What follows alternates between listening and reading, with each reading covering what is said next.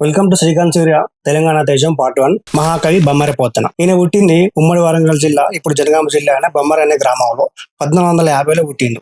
వీళ్ళ అమ్మ నాన్న కేశన్న, అక్కమ్మ. వీళ్ళది ఒక వ్యవసాయ రైతు కుటుంబం. అయితే ఈయన వ్యవసాయం చేసుకుంటూనే తెలుగు సాహిత్యం, సంస్కృత భాషలపైన మంచి పట్టు సాధించి అప్పుడున్న కొంతమంది రాజుల దగ్గర వాళ్ళని ప్రశంసిస్తూ, అంటే వాళ్ళని పోడుకుంటూ కొన్ని రచనలు చేసిండు. ఆ తర్వాత 1465లో భోగిని దండకం ఒక రచన చేసిండు. 1470లో వీరభద్ర విజయం అనే రచన చేసిండు. ఆయన ఇన్ని రచనలు చేసినా కూడా ఆయనకు బాగా పేరు తీసుకొచ్చిన రచన మాత్రం ఆంధ్ర మహాభాగవతం.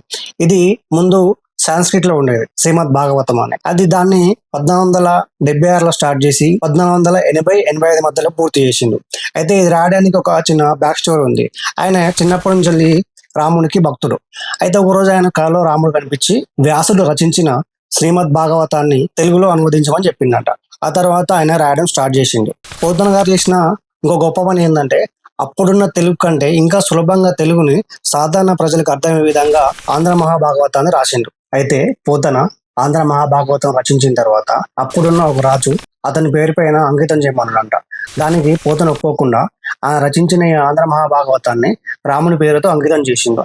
అయితే ఆ తర్వాత చరిత్ర ప్రకారం 1810లో తెలంగాణలోని బొమ్మరి పోతన మరణించడం జరిగింది. Thanks for watching.